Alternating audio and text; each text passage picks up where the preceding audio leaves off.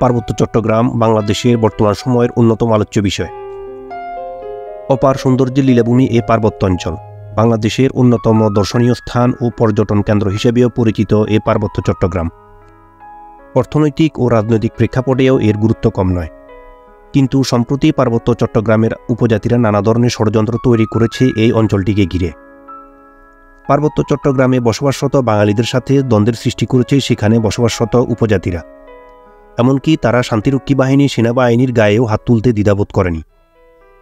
পার্বত্য অঞ্চলে বসবাসরত উপজাতিরা নিজেদের আদিবাসী বলে দাবি করে। প্রকৃতপক্ষে এরা আদিবাসী ও উপজাতি বলতে কাদের বোঝায় এবং এদের মধ্যে পার্থক্য কি সেটাই জানে না। শুরুতে জানা যাক আদিবাসী আসলে কারা।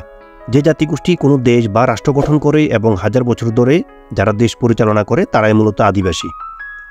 অপরদিকে উপজাতি হলো সেই সকল জাতিগোষ্ঠী যারা আলাদা কোনো দেশ বা রাষ্ট্র গঠন করতে পারেনি, কিন্তু নিজস্ব একটি আলাদা সংস্কৃতি এবং ভাষা রয়েছে। বাংলাদেশ সরকার কোনো ক্ষুদ্র নৃগোষ্ঠীকে আদিবাসী হিসেবে স্বীকৃতি দেয়নি, তাই বাংলাদেশে পাহাড় বা সমতলে বসবাসরত সকল ক্ষুদ্র নৃগোষ্ঠীদের উপজাতি হিসেবে গণ্য করা হয়। এবার জানা যাক বাংলাদেশে বসবাসরত সকল উপজাতির ইতিহাস। শুরুতেই আসা যাক বম সম্প্রদায়ের কথা। বম সম্প্রদায় বাংলাদেশের পার্বত্য অঞ্চলের এক অন্যতম ষড়যন্ত্রকারী উপজাতি। কেএনএফ বা কুকি-চিন ন্যাশনাল ফ্রন্ট সন্ত্রাসী গোষ্ঠী এই সম্প্রদায়ের তৈরি। অতীত ও বর্তমান সময়েও পার্বত্য অঞ্চলকে নিজেদের বলে দাবি করে এই সন্ত্রাসী গোষ্ঠী। পাহাড়ের শান্তি শৃঙ্খলা বিনষ্টের অন্যতম হোতা এই জনগোষ্ঠী। এদের রয়েছে নিজস্ব বাহিনী এবং অস্ত্রশস্ত্র।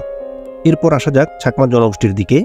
এদের পূর্বের অবস্থান ছিল ভারত ও মিয়ানমারের চম্পকনগর। এরা পার্বত্য চট্টগ্রামে আসে 16 শতকের মাঝামাঝি সময়ে। মারমা উপজাতির আদিস্থান ছিল মিয়ানমার। পার্বত্য চট্টগ্রামে মারমা উপজাতির আগমন ঘটে 17 শতকের শেষের দিকে। এরপরে রয়েছে খাসিয়া জনগোষ্ঠী। এদের আদিনিবাস ছিল ভারতের আসাম প্রদেশ। 16 শতকে পার্বত্য চট্টগ্রামে আগমন ঘটে এই জাতিগোষ্ঠীর।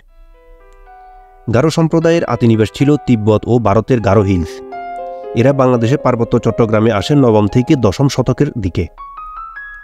এরপরে রয়েছে মণিপুরী, যাদের আদিনিবাস ছিল ভারতের মণিপুর রাজ্যে। পার্বত্য চট্টগ্রামে এদের আগমন হয় 1800 শতকের গোড়ার দিকে। লুসাই জনগোষ্ঠী, যাদের আদিনিবাস ছিল ভারত ও লুসাই পাহাড়। বাংলাদেশ তথা পার্বত্য চট্টগ্রামে এদের আগমন ঘটে প্রায় 17 থেকে 1800 শতকের দিকে। খুমি সম্প্রদায় বাংলাদেশের পার্বত্য অঞ্চলে আগমন ঘটে 17 শতকের দিকে। এই জনগোষ্ঠীর আদিস্থান ছিল মিয়ানমারের চীন প্রদেশ। ত্রিপুরা জনগোষ্ঠীর প্রথম আদিস্থান ছিল চীনের হুয়াংহো ও ইয়াংসি নদীর উপত্যকায়। পরবর্তীতে ত্রিপুরায় এই জনগোষ্ঠী আশ্রয় নেয়। বাংলাদেশে ত্রিপুরা সম্প্রদায়ের আগমন ঘটে 65 খ্রিস্টাব্দে। মুরং সম্প্রদায়েরা আদিবাসী ছিলেন মিয়ানমারের আরাকান রাজ্যের। এরা বাংলাদেশে পার্বত্য চট্টগ্রাম অঞ্চলে আগমন করে 17 থেকে 1800 শতকের মাঝামাঝি সময়। এছাড়া অন্যান্য উপজাতির মধ্যে রয়েছে খিয়াং, তঞ্চঙ্গা, কোচ ও পাংখুরা। এদের আদিস্থান ছিল যথাক্রমে ভারতের আসাম, মিয়ানমারের আরাকান, ভারতের কুচবিহার ও মিয়ানমারের চীন প্রদেশে। এতে করে বোঝা যাচ্ছে বাংলাদেশের সৃষ্টির আগে ও পরে এই সকল উপজাতি গোষ্ঠীর আদিনিবাস ছিল চীন, ভারত, মিয়ানমার ও তিব্বত। উড়ে এসে জুড়ে বসা এই উগ্রবাদী জাতিগোষ্ঠী বাংলাদেশ থেকে পার্বত্য চট্টগ্রাম অঞ্চলকে আলাদা করতে চায়। বাংলাদেশ সরকার এই সকল জাতিগোষ্ঠীদের চাকরি ও অন্যান্য ক্ষেত্রে বিশেষ সুবিধা প্রদান করেছে। এরপরও তারা দেশের শান্তি শৃঙ্খলা নষ্টের পায়তারা করছে। তবে বিভিন্ন গোপন সূত্রে জানা যায় ভারত ও মিয়ানমার এই সকল জাতিগোষ্ঠীদের উস্কানি দিয়ে পার্বত্য চট্টগ্রাম দখলের চেষ্টা চালাচ্ছে। এখনই সময় এই সকল উপজাতিদের কঠোর হাতে দমন করা। অন্যথায় আমাদের অবস্থাও হবে ফিলিস্তিনিদের মতো, নিজের দেশে তখন থাকতে হবে উপজাতি বেশে।